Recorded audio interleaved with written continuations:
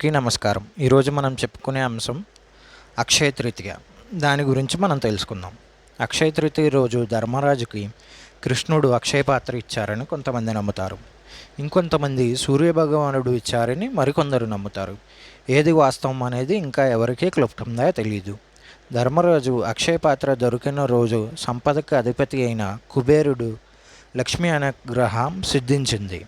ఈరోజు అలాగే గంగానది ఆ పరమేశ్వరుడి జటాజూటం నుండి భూమిపైకి అవతరించిన పవిత్రమైన రోజు. ఈరోజు శ్రీ మహావిష్ణువు పరశురాముడి అవతారంగా ఆవిర్భవించిన మంచి రోజు. ఈరోజు లక్ష్మీ పూజ చేసుకుంటే చాలా మంచిది. తెల్ల ఆవాలు, పసుపు, రాళ్ళుప్పు, లక్ష్మీ గవ్వలు, గోమాత్రిక చక్రాలు కొంటే చాలా మంచిది.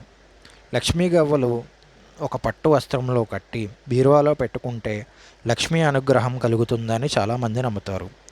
ప్రాంతీయ దేశాల్లో బంగారం మరియు వెండి కొనుగోలు చేస్తారు. అక్షయం అంటే నాశనం కానిది, దినదినాభివృద్ధి చెందేది అని అర్థం. పురాణ గాథల ప్రకారం అక్షయ తృతీయ ఎంతో విశిష్టమైన రోజు. ఈరోజు త్రేతాయుగంలో ప్రారంభమైన రోజు.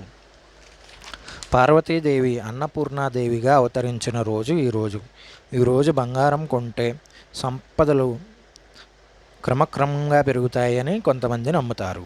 అందుకే ఈరోజు బంగారం కొనుగోలు చేస్తారు. శ్రీ మహాలక్ష్మి అమ్మవారు సకల సిరి సంపదలు ప్రసాదించే దేవత. ఆ అమ్మవారి అనుగ్రహం ఉంటే చాలు, జీవితము ఏ లోటు లేకుండా ఉంటారని చాలామంది నమ్ముతారు. ఈ క్రమంలో లక్ష్మీదేవతకి పూజలు, వ్రతాలు అక్షయ తృతీయ నాడు చేసుకుంటారు. ప్రత్యక్షంగా లక్ష్మీ పూజలు చేసుకుంటారు.